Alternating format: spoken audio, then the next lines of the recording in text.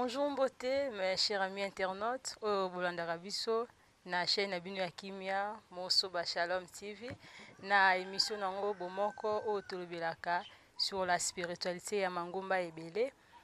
Émission but nango eza ya ko promouvoir ba diversité ya ba toute religion, ozala kimbangiste, ozala muindo, ozala bouddhiste, ozala imam, chrétien, pape, prêtre, homme, femme, bozana, bienvenue pour notre salle à partage, analyse, il y a Kimolimu, il y a Bamangumba, na Bino. Merci na réalisateur nanga Dimitri Bongania, oyo azana pour la kozanga ba image ya kitoko, la formule gagnante Ballon d'Or. Merci na la famille Mosoba et Papa Joé Merlino. Émission est présentée nanga moko, Christella Bolanga, moi aussi ya Kimia, moi aussi ya Maele, moi aussi Waza comme la nuit il y a bien pour na beau comprendre spiritualité. Il y a Bamangomba na Bino. Lelo tozolo bela. Toujours thème na biso wana ya origine de Dieu. Mbalele kaki ba internaute ba bengaki biso ebele ba lobi ke pasteur Otto Yambaki a expliqué ngo pena bien te. On to lingi to yamba su mutu musu a expliqué biso Nzambe a buta wapi. Nazanga mon côté, nazana Mbuta, papa Mbuta, ye moko aza wana mieux placé à koyebisa biso azanani pe a salaka nini. Bonjour papa. Mbote mama na ngai, mbote pe na bandeko yonso baze bongo kolanda biso. Papa alingi se présenter kombo na yo nani, ozanani pe osalaka nini? Biso ndeko Ndombele Botale, mopanzi sango ya lobiko ya loposo moindo to journaliste panafricain. Wana nde biso. Kombo makasi Papa Ndombele. Donc Papa Mbuta Ndombele si. Papa na Mbuta ze belo komoko. Donc soko lobi Papa Mbuta eza ko lobi mama madame. Okay. Voilà, donc Mbuta Ndombele to Papa Ndombele et c'est kaka préfixe oyo ezeko désigner mobali. Merci Mbuta Ndombele. Lelo tozolo bela, origine de Dieu, Nzambe auta wapi. Question ya liboso totuna Mbuta Ndombele. Matondo mama na ngai, Nzambe auta wapi.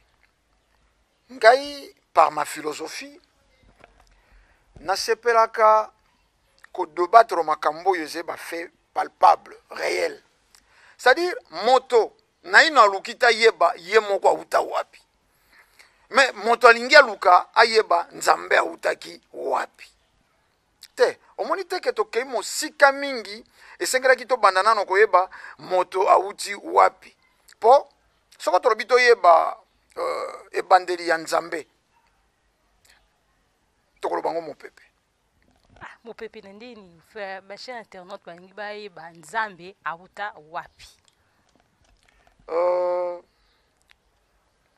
Na zongi lisusu.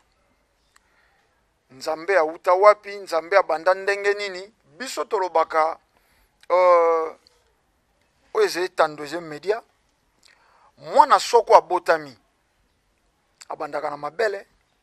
Sima akomela mabele, akomela poto. Lobi akolia mwa moteke, lobi wana kobukuta mwa mokwa. Directement ko banda émission na média ko ebisa bato, Nzamba autaki place boye, Nzamba bandaka boye. E ko rendre bato lokwa mwa liboma. Eko belisa bato lokwa mwa kimpi moko boye soko tokoloba ndenge wana. Bato mama na biso journaliste alingi a comprendre ayeba tome na bango l'origine de Dieu. Mais Dieu est spirituel. L'origine na yeko sala kaka sur le plan spirituel. Toko koka ko maîtriser yango te tango toko limbola wa tata ndenge babandaki na eteni ya botata na eteni ya bomama tango balukaki basanga na choc nde choc wana et pesaki bentesel oyo ezalaki bandeli ya création. Na basé très avancé ba yebe sika to komi mais na lingi ko mema bango kuna te po spiritualité zena ba chambre. C'est-à-dire ce qu'on a dans le degré élémentaire était, kokoma na premier degré était, kokenda pe na troisième degré était. D'accord, Mbuta Ndombele. Dans ce cas, moto auta wapi. Question ya liboso ngwana. Moto auta wapi. Bongo yesa biso Nzambe pe auta wapi. Moto auta wapi Nzambe pe po souci na bino ze Nzambe moto aza molimo. Moto aza molimo. Po toze na trois compositions, esprit, corps, âme, ndeze ko sala moto. Mosuni eze enveloppe. Mwasi na mobali, tata na mama, bakeli mosuni. Tango babandi ko sala mosuni, mokolo yo basangani babandi ko kela mo. Donc na première seconde yo zemie koti. Baponeli yango molimo mobimba. Oyo koya kolata yango. Wana sur le plan spirituel. Zemie zwaka 9 mois. 9 mois wana processus ya apprentissage eto ya leçon na mokili ya molimo. Molimo wane kozala formé, molimo wane kozala enseigné, molimo wane kozala encadré. Et puis molimo wana bakopesa ngo mission bien déterminée. Mission moko précise oyo mosuni wane kokokisa awa na mokili ya mosuni. Molimo wana ba enseigné ye. Nzwana nzoto eze kolandela évolution nango normal sur le plan physique. Moi chaque isoko kilo ndenge bokindaka wana bino ba mama baze kotala évolution ya mwana. À chaque fois mama koyokaka mwana ningani na libumu. Eze kaka molimo aya meki lamba na ye. Molimo ye koti na nzoto emeki lamba oki a bouger. Akende ki boy. Kolandela bilembo. Kolandela bileko. Soko komi na tango bota nde molimo sika wa ye ko siège.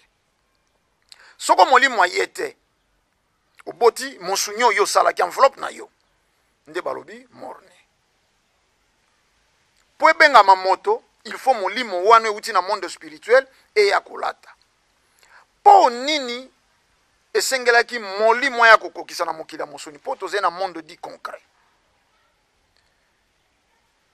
Bato botangaka ba livre ba chrétien ba tambolaka nango na sia masasa mba balobi nzamba lobi créons l'homme à notre image.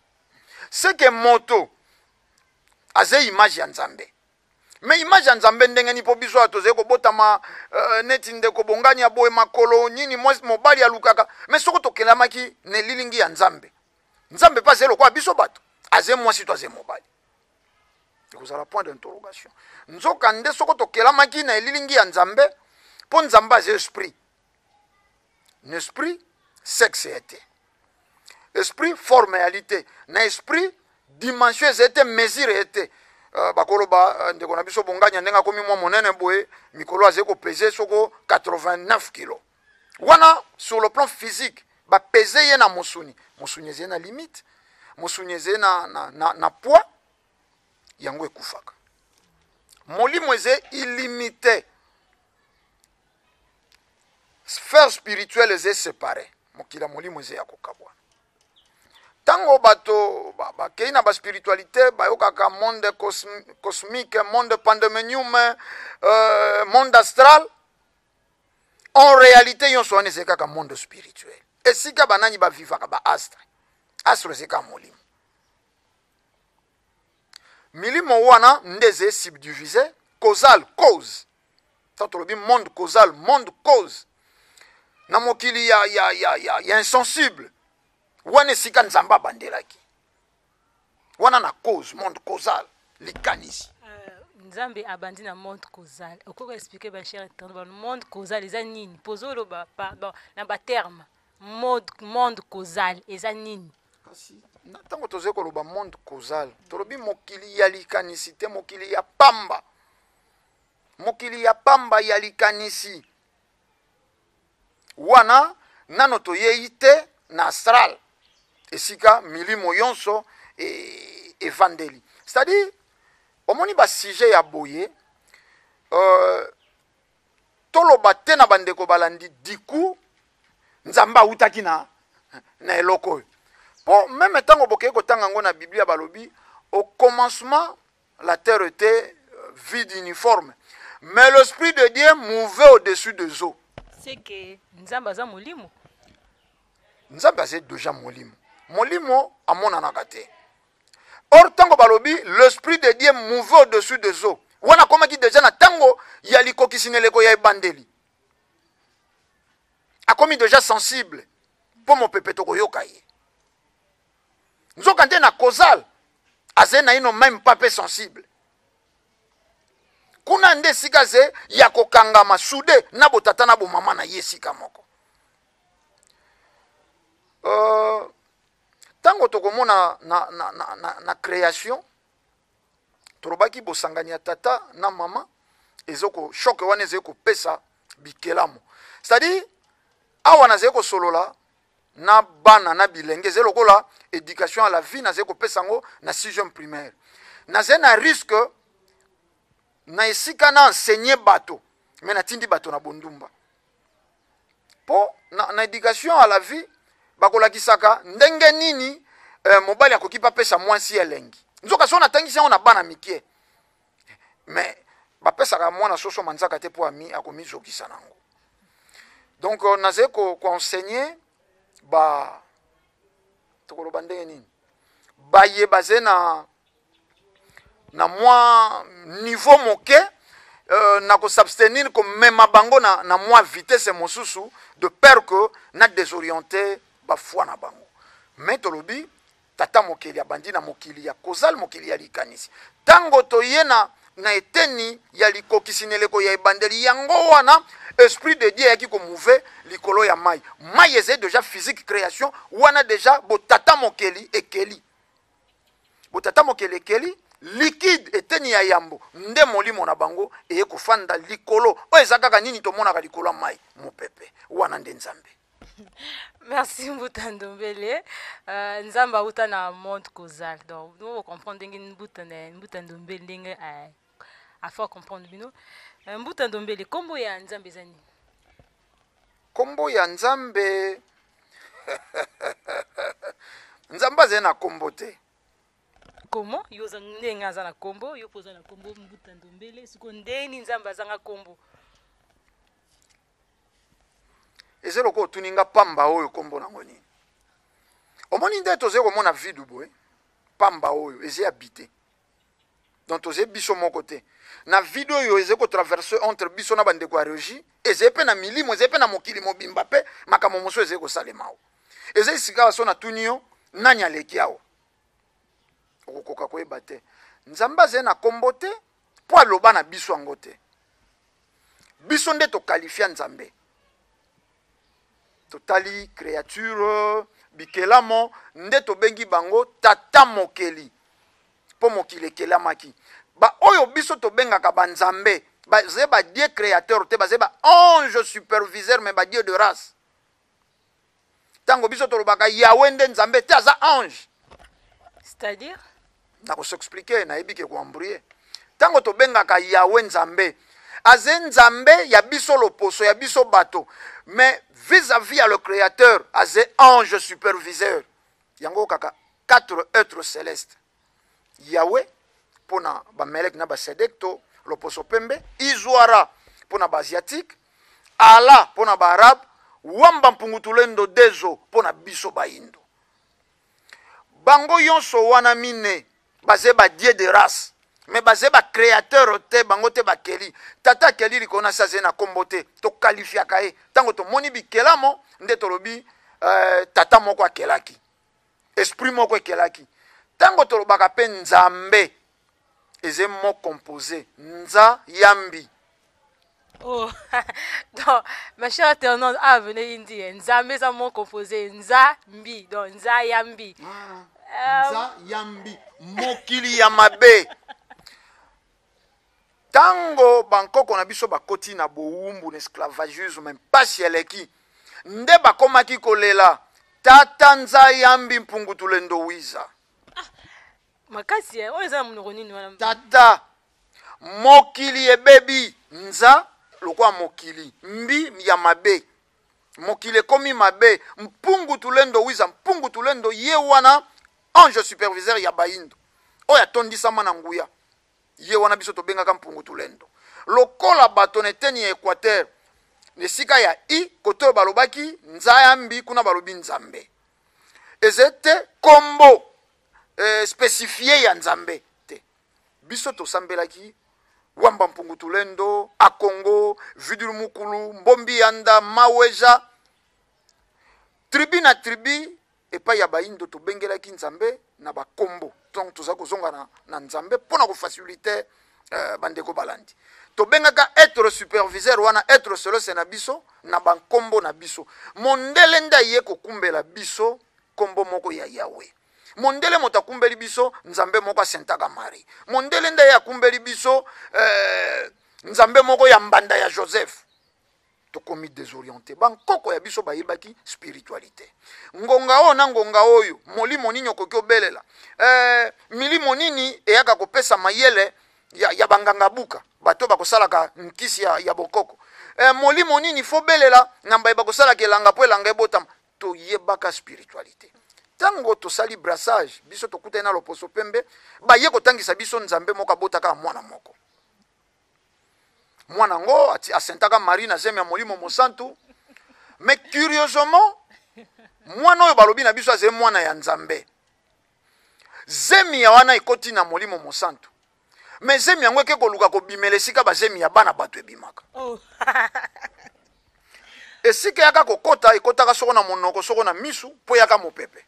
Mais tango elinge bima yambo nano po elinge bima esali principe ya bazemi ya bato mosuni. Principe ya bato mosuni. 9 mois. Lokwa zemi okaka tata na mama na biso batiaka. Zemi ya nzambe esali pasi po ebotama. Ekotelaki na monoko mokolo ebimi eluki bapanza makolo po ebima. Tango tozwi ba leçon wana esika to perdre spiritualité. Ba mituna lelo tozeli kotuna nani nzambe moto auta wapi ezalaki ba mituna élémentaire moto esengelaki abotama na yango. Tango botami oyebi ke ngai na uti na mokili ya molimo na esprit na ye kolata nzoto ya mosunya enveloppe oyo pona kokisa mission moko très bien déterminée. Mission yango moto na moto azali na mission na ye. Entre autres, biso bande kondombele bato yoso bazali kotala ndenge mokili vivaka normal, biso tomonaka ngo contraire. Bato basepeli na développement ya mondele. Mondela kumbeli biso évolution, biso torobaka mondela désorienta biso. Wana mission toyaki kobunda etumba ya lobiko ya loposo moindo pene ya nesongia nzilo bazali bongo bakobi misala ya 1921. Bango bazali kolonga enseigner biso tozeli kokumba shari wana ya enseignement na bango kobeta ke kuke koloba na bandeko nesongia nzila balakisaki biso boye surfumuki mbango botala. C'est ça objectif, c'est ça rôle oyo parmi ba rôle molimo akoki koya kosala na mokili oyo ya mosuni. Donc koyeba monene ya nzambe elingisaka malamo toyeba ye na fazo ezali koservir na biso quelque chose. Nzambe ya mpungu po nini babengaki mpungu to expliquer po nini. Mais soko tokotambola kaka na makanisi koyeba origine nini tokozala désorienté par rapport ya ba mikumba to ba masolo yo mikanda mosusu eko betela biso. Donc on a mokuse tata kelili kona sase na kombote ba oyo wana to bengi wana ba 4 êtres célestes basé ba ange superviseur mais ba dieu de race. Chaque race azena nzambe na ye to ange na ye oya kokomisaka losambo na ye pas le très haut. Ngaso na sambeli Yahweh akoka na olingala te. So na sambeli Yahweh akoka chiruba ta akoka kikongo te. Akoka kibambara te. Donc ngafuna sambela wamba Mpungutulendo pole kisalo sambo na ngai epa ya tata kelili kolona se. Mondele bana meleke na sedek fo basambela Yahweh pole kisalo sambo na bango ndenge moko na barab balekaka na ala sauf kaka biso nde to bunga to belelaka Yahweh to belelaka ala to kanisaka bango nde banzambe nzoka bango nde bakoma banguna bakonyokolaka biso po to bunga na ndako oyo to na chambre oyo tata kelili kona se atilaka biso o to kosololela na ye. Eza koinda mes chers internautes andi na lobi na bino kaka tozwe banza makuta wapi selon bayindo papa Mbuta Mbuta Ndombele azo kupesa biso ndimbola ya makambo oyo biso toyebaki te. Papa Mbuta yo lobi nanga ke batu ba botama mais sozo totali na création nzambe tant avant ça la mutu azwaki potopoto asali yango bu a dessiner mais asali calligraphie ya mutu après azwi narine na ye a souffler na narine ya dessin wana et komi mutu mais yo ote biso ke nzambe mutu akelama te donc mutu abima akelama te donc oh nzambe akelaka wana azalaki mutu te to azalaki nani te tosunga bandeko balandi ntango lobi nzambe azwi souffle na narine na ye wana ozwi nzambe moto ozwi mpena zolo na yo desine yango na elongi ya nzambe okomonaki okolatisa mpe nzambe yango mandefu ebele ndenge kaka na makanisi ekomi me yango te so vrai nzambe balobi asali moto na potopoto apesi forme te moto aze composition ya plusieurs matières na ndenge ni papa na ndenge ke na kati ya nzoto ya moto basali kaka na mabele te to bamabele ya kokesana mabele ya makasi lokola mabange ezali na nzoto ya moto me matière basaleli lino yango te matière basaleli fo ya moto matière basaleli litoi yango te matière ya lolemo. Donc tango oyokaka nzambe asalaki azwaka tango me bango moko na mokanda na bango balobi un jour ya nzambe égale 1000 ans ya moto. Soko nzambe asalaki mokili pendant 6 jours, c'est qu'asalaki mokili pendant 6000 ans. Yango alembaki 7e jour akalali afiniki mwa bulangeti. Alembaki po asalaki mosala mingi. Moto aze être parfait. Suki. Eze matière moko te na poso. Donc eze composition, il y a plusieurs matières. Tango tokaka ba matière première. Moto pas composition ya ba matière première ebele na nzoto na ende esali moto. Dur que nzambe atiaki souffle na ye na zolo na ye eze expression bakomelaki bana mike na Biblia. Mais elingaki alakisa na zongo explication na yebisaki bino ke tata na mama bakosalaka mosuni. Principe o tata bandaka ne bandeli. Matière fait ça la matière. Molimo eze do même réservé na ye. Yango monaka soko moto akufi biso kenda kokunda batikelaka biso nzoto na biso o biso tosalaki mais molimo kolo nango a récupérer âme gardien ya esprit ezongi mpe pa ya kolo nango esika esprit ya kosambela amaze wana po ya kotémoigner po ya ko azalaki surveillant. Voilà moto ya ebandeli contrairement na oyo balakisi mokili nzambe asalaki nano moto toyebi te moto tanga kende kotambola nde nzambe amonaki ke esengeli te moto azala ye moko azongisi esu na pongi azwi mopanzi asali mwasi te. Biloko nyonso nzambe aexperimentaki mokili ye moko maître nango ndenge asalaki soso mwasi na mobali ndenge asalaki libata mwasi na mobali ndenge mpe kaka na ebandeli asalaki moto mwasi na mobali du coup asala te oyo na panzi donc wana bokobimisa nzambe yango bolole ntango asali bambisi ayebi ke mbisi po abotana fo bazala mwasi na mobali ata nzete oyo tomonaka ezali na parti ya bomama na parti ya botata ekosanganaka po ebota. Principe mbuta ndombele na création elobami ke nzambe asalaki nanu liboso mobali après alalisi mobali pongi azwi cote na ye asali mwasi ntango mobali alamuki abi maintenant cette fois-ci l'os de mes os la chair de ma chair et puis on l'appellera femme. Siko papa mbuta ozolola biso ke nzambe asalaka 2 mais to biso toyebi ke nzambe asala d'abord mobali te ndenge ozokanisa oyebi okoki okanisa oyebi moyebi te bato yonso baleka na génération moko so batali sanza baloba komoni mwasi moko azalaka kuna akendaka bilanga dimanche nde bamema ye kuna na mbwana etala ota na molangi tala mwasi yango na mwana na ye na mwana na mokongo ye na mbwana ye pembe na koni na motu est-ce que so moto azali na sanza yo komona ye me bato bayebaki bongo obokoki koyeba me boyebi mabe na memaki bino na réflexion que nzambe ayebaki reproduction physique ekosalema na baphysique conception nzambe moto asalaki asie mwasi forme wana apesi mwasi acalcule badegré ya sentiment mwasi akoéprouve acalcule forme mwasi akozala po recevoir mobali aconcevoir na mulo ekofandisa mwana na kati ya mwasi po ayebaki moto fois se multiplier. Boko bimisa nzambe irresponsable. Na zonge sika na zaki koloba. Po ayebaki mbwa na mbwa bakobota mbwa. Donc faut bazala mbwa ya mobali na mbwa ya mwasi. Mais ndenge nini na moto nzamba kelina no mobali abosani. Sima ya komone il n'est pas bon que l'homme soit seul.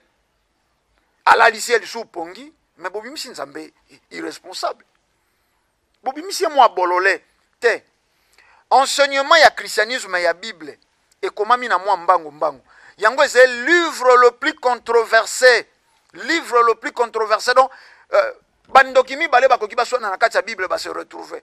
Ba pasteur mibale bakoki baswana na kati ya livre ba se retrouver. Oya zo boya likambo yo référence na Bible, oya zo ndima likambo yo référence na Bible. Tout le monde a ba débat. Pasteur Cass na cité bango, ba défendaka polygamie na kati ya Biblia. Les autres pasteurs ba critiquaka polygamie, référence na kati ya Bible. Donc ezena ngo mokanda lokwa livre histoire kaka.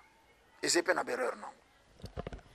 Merci Mbuta Ndombele na ba bomba mi ozo bimisa a biso toyebaki te na ndio mo malamu olobi que Maria azwaki zemi obisuki zemi ngo taki na matoyi soki fe na miswe ngala yo toyebi te na yo ka pa Mbuta Ndombele aboti Yesu o d'autres religions babengaka ye Nzambi. D'autres religions se référencent à Yesu. Yesu comme créateur na bango, comme mwana ya Nzambe. Siko biso ba Hindu référence na biso eza nini par rapport ndenge otukolo bake bazu zemi na ye abota mpeka ndenge mutu abota maka abimi maintenant internaute excusez-moi na terme lo ba abimi kana nzela wana o ba noso ba bimaka. Siko d'autres religions référence bango za la Yesu mais biso ba Hindu référence na biso eza nani to ko se référer na nini to na nani biso ba Hindu référence na biso fumu kimbangu. Omoni chaque peuple a sa référence kaka soko bungi. Même Emmanuel wana garçongo kuna pesika ayaki po babungaki akutaki ba Israélite sous colonisation romaine. Ba Romain bazaki ko coloniser bango nda yaki po zongisa bango na nzila ya bonzambe ya bankoko na bango. Ba revendication mingi ya Jésus zaki sur le plan politique. Batonde ba comprendre te asalaki révolution sur le plan politique aki pe yu matin mbendre to batangisa bino garçon mo nzoto mikebo ba panzi bo akufa na croate aki yanke pokenda ko panza wenza bato o panza wenza bato mais faut apena yakuza po so te ba commerçant ba ko sangela yo ba ko sala yo danger sasa iko tambola na ba ye ko bokanza te ba mbendre mo te ba grand prêtre pena so ko meki na Jésus ba beta beta yo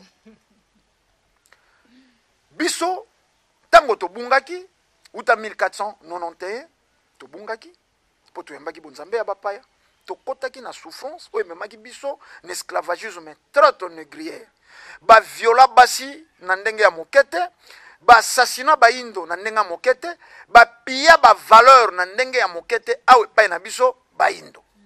Donc to nyokwama na niveau soko to koloba même à quantité industrielle awa na mboka o nde tata keli likolo na se sima ya bolimbisi ya komona bonyoka mi wana ako préparer bongo batindami ako préparer bongo moto akoya kolongola baindo na pasi wana yango na 1921 430 ans ya nyongo toaki nango ya bana Israël et koki 430 ans fumu kimbango telemi le 6 avril 1921 abandi ko sakola bangonde pont bangonde molobeli bangonde prophète oyo Yesu sukotonga boyokani ya malonga entre biso na tata keli likolo na se soko bana Israël lelo 12 tribus d'Israël éparpillés dans le monde basali Europe bango bakobelela Jésus ye moto ayaki ko bunda pona bango biso pe bayindo tozo na référence na biso fumu kimbango mais po nini basalalaki Jésus marketing agressif po balakisa ye moto azé supérieur ya batinda minyoso te bazé na niveau moko yango bakosaki zeme molimo mosanto te Maria zaki mwasi ya Joseph boko mona ke tango Jésus azokende ko shaye ba bibonga ya père na Joseph bato bazé ko lakise mosapi mais oyo wana mwana ya Joseph te omoni ntango tolobaka nzambe abotaka yezu na mari tokitisaka nzambe baleki ya maria basi babenga nzambe semeki. Est-ce que vous comprenez le logo? Est-ce que vous comprenez le logo? Donc bango bakoza na bénéfice koleka mokili mobimba po bango bakosambela nzambe te lokwa tata kelili kona seme bako tole nzambe lokwa semeki na bango beau frère na bango te. Waneze enseignement ya bana mikie poza la motindami, il ne faut pas kakoza la zemi ya molimo mosanto te. Topona maka ne bandeli ya émission na lobi na bino baponaka biso uta mokila molimo na mission moko bien précise. Mission yango lokwa banesongi ya nzila bapona tata na mama po basala mosuni moko na degré élevé ya moto po yamba molimo ekoya kokokisa mosala wana etumba lobiko loposo moindo. C'est-à-dire tata na bango ayebani, mama na bango ayebani, mais mosala oyo bango baye kosala. Ndenge moko Emmanuel wana akokaki kobotama na Marie na Joseph, mais elembo oyo yaki kobotama nango yango nde ezalaki préoccupation, yango nde ezalaki ntina pona bana Israël. Merci Mbuta Ndombele. Yaya Pichu Kinduka. Place aux akuna yo mutu tunenga ba question. Pasteur Ana alobaki bien te sur origine de Dieu. Ozu bandimola bien. Et pas Mbuta Ndombele. Mbuta Ndombele tozoke na chute ya émission na biso. Mbuta Ndombele. Na nyonso tu oyo olobi. Bref. Yebisa biso Simo Kimbangu Fumu Kimbangu pona biso baindu. Aza nzambe, aza sauveur, toto robenga inani. Mutuna moko kitoko, mutuna moko vraiment kitoko senga motema olembeseke. Omoni? Fumu Kimbangu lisiko ya baindo. Sans Fumu Kimbangu l'Afrique ne s'en sortira pas. Soko kaka topesi Fumu Kimbangu mo Congo. Cardinal Ambongo akosala kaka manjoli njonjo na mboka oyo. Président Félix Tshisekedi akokenda na échec. Wana bolimbisa. Po c'est le moto. C'est l'esprit supérieur. Oyo ekoki ko rétablir relation vraie. Ya biso baindo na tata kelili ko na sese Fumu Kimbangu. Tango bose ko ka ba pasteur ko yemba ko beta mbonda boye ba charlatan oyo. Chance lokwa batindiki bango le 15 boko mona mabumu ko yasu minene wana izeba magablo na bango. Fumu Kimbangu bato bako omoni babenga ka mobikisi moto abikisho na quelque chose basoda bakangaki yo moto moko ya bimi wana ba ngai babanda ko treze yo moto moko ya wana no botika yo so na moni ndeko ngala azaka mobikisi nanga so na moni ndeko makilutila azaka mobikisi na ngai. Biso Fumu Kimbangu aze mobikisi na biso. Tango batelemi na 1921 bakutaki loposo pemba salaka ravage moko comme pas possible. Bakuta loposo pembe akanga sorvo ya baindo. Même indépendance ya Afrique edui. Moto ya yamba bundela kape alobaka ngweze Fumu Kimbangu. Fumu Kimbangu aze le plus grand prophète que la terre n'ait jamais connu. Asekwisa bibembe telo kwa ya Yesu mibembe mibale asekwisa Lazare semeki na ye akeko sekwisa na mwana moko ya balabala na bango kota base wana. Mais Fumu Kimbangu asekwisa bato ozeko ka bazeko uta de partout ba hôpitaux ya mindele kangaka bato bazeko tika Kinshasa bazeko kenda koluka Fumu Kimbangu. Mais makamu si wana salaka poni polo bakaka na baindo ngai nde ya bino bokomona ke na histoire ya ba prophète. Prophète a sali ba miracle lokola Fumu Kimbangu azete. Azalaka awa ba mona ye na palais royal na Belgique. Na lobi bibembe mosu Fumu Kimbangu ala Musa ezeko tangisa mai. Mais ba kumisi Jésus asekwisi de bibembe. Semeki na ye Lazare na mwana quartier na bango. Ye wana botili bosote. Bato moko loba Fumu Kimbangu nzambe na biso. Ingeta poto ko muna nzambe te. To moni nzambe na biso baindo na nzila ya Fumu Kimbangu.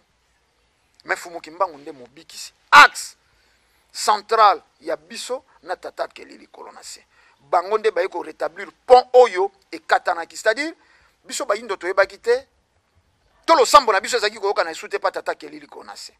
Fumu Kimbangu baye po batia pont wana polo sambo na biso baindo eyoka na lisusu pa tata kelili kolonase. Merci Mbuta Ndombele na ba question qui ba réponse kitoko ozo pesa so bandimbola ya ba makambo obiso toyeba kite ya propos ya biso bahindu. Mot de la fin na yo koloba nini par rapport à maloba otolobi et puis opesi biso numéro no ya téléphone, opesi biso pe adresse ya église bato oyo baza na ba chrétien te bandimelaka mwana Maria wana te oyo atekaka bibonga bandimelaka bango te bakokoya mpe barejoindre bino na assemblée te biso yambo toaka na église te biso toaka na église te ki di église esika batekaka kombo kaka ya yesu mosquée esika batekaka kaka kombo ya Mahomet na ala biso ozeka mouvement ya révolution tozali na bakilongo na biso badresse na kopesa te partout toali partout na mboka yonso na mikili yonso toali Mbuta Ndombele le biso bien kilongo donc mon composé lisusu ki lokwa esika longo esika ya baebalonga ya basantu kilongo wana munoko nini wana na lukongo nkota ya yambo oyo bayindo balobaka po ya bosukisi masolo na biso nayebi ke bandeko balandi biso baze un peu perturbé nayebaki yango mpe esali ke naloba te makambo lolenge esengeli koloba mpo nini moto oyo alobi boye yango nde boyebi ya mokili ebungaki omoni ata mwana oyo balakisa ye tata mosusu akoli akomi na batrentaine moko bakolakisa ye vrai tata na ye akomi na problème affection ta mosusu akomi mpe na doute yango eloko ekanga bayindo tokanisaki yesu nde tata na biso tokanisaki yawe nde nzambe na biso tokanisaki mari nde mama na biso nzoka nde te biso zee na mobikisi na biso biso zee na nzambe na biso yango bomonaka mpe so bokei na baeglize wana ya bato baya na biblia mari ekeko ya pembe yesu ekeko ya pembe baangelu ekeko ya pembe abraham ekeko ya pembe zabolo ngai na yo moyindo na mokila tala ndenge basambwisa biso na paradis bato yonso bazee kuna mindele na lifelo na moto atiaka bato na moto na bato basikaka ngai na yo moyindo na mikila na biso mapapu ya ngembo me mindelo bazee na paradis bazee na mapapu ya pigeon te aliénation wana il faut ezwa fin Dieu n'a jamais été importé bakoki ko importer sardine bakoki ko importer mikadi ya tombola ingeta po batwaka ngo kuna batina vieux yao mais bakoki jamais au grand jamais ko importer nzambe bakumbela biso nzambe moko na sanduku soko otangi biblia nde oyebi nzambe soko ndimi biblia nde okomi mwana ya nzambe faux archi faux balobaka mwana tindamaka nde apambolamaka mais totala na mokili banani loposo nini respectaka bible pe batosaka bible da biso to respectaka maloba ya biblia koleka bango mais totala sikawa peuple nini azee konyokwa mana mokili baarabe batikala ko croire ata na seconde te na biblia na yesu babudiste batikala ata na seconde te ko croire na biblia na yesu mais par contre bango kutu nde bazee na évolution ya malonga bango nde bazee na mwa bolamo bango nde bazee na lipamboli mais tala biso bayindo nyonso ya mabe biblia elobi bokozala badeficit soko badefi te me badeficit bokozala mokila te kasi motu ngai na yo mama na ngai na plateau na bandeko balandi tomituna mpe na biso bayindo tozalaka badeficit to badefi lipa nano ya 200 francs mona mokolo moko ya mandefu ya trentaine d'âge azali kokima mama mbitu vova wana ya coin po azali na nyongo na ye ya lipa ya 200 francs mboka na biso nano république démocratique ya Congo poto vivra wa soko na periode ya bapandemie oyo covid-19 kodefa mboko oyo batindaka bisuka ya dendo mboko oyo batindaka na mikadi ya tombola ya minene boye te tokoselektione bambeba bamefe oyo ekolakisake bible ekumbeli biso pauvreté bible ekumbeli biso malédiction justement po toleki te na nzela ya nzambe oyo tata atielaka biso wamba pungutulendo na bandeko balingi bazwa biso babengi biso na plus 243 89 86 222 07 plus 243 89 86 222 07 wana nde bazwei biso. Merci Mbuta Ndombele, merci mes chers amis internautes oyo bozaki branché boyoki ndimbola ya nzamba uta wapi selo biso bayindu atanga moku telekeli nga donc nakoye kokanga sentiment te nakoye musu koseka po mbali boso oyoka makambo boye soko liwo makambo boye ezalaka na moso ba shalom nulle part ailleurs Et mes chers internautes, beau s'abonner pour comprendre Boyo Kabiso du jour au lendemain. Merci de s'abonner. Ceux qui ont s'abonné, tant qu'on s'abonner, au comment na mwangonga moko wana, on a le côté la façon ba benga cloche. Au cliquer wana et ko bima tout. Au fini na tout pour ceux qui ont cotisé le kwasika pour o ratete. Oza mutali boso ya koyoka ya bandimola ya bwe mbuta ndombele ya biso nzambe a uta wapi. Un grand merci à la famille qui t'ega la moni Blaise, la moni Hervé, la moni Medine. Merci à trop na ba conseil na bino, Imam Ibrahim Anelka, merci na ba conseil. Pasteur Trésor Tuluka, ya Yohana, merci pour ça on a copié ça ba conseil bien, ba commentaire, Pasteur JP Kabangu, ainsi qu'à la famille Bolanga, sans oublier Papa Michel Bolanga et pourquoi pas Merdi Kalanga Bolanga.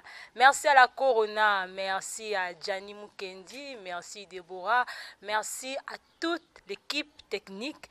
Dimitri Bongania, hein, la formule gagnante.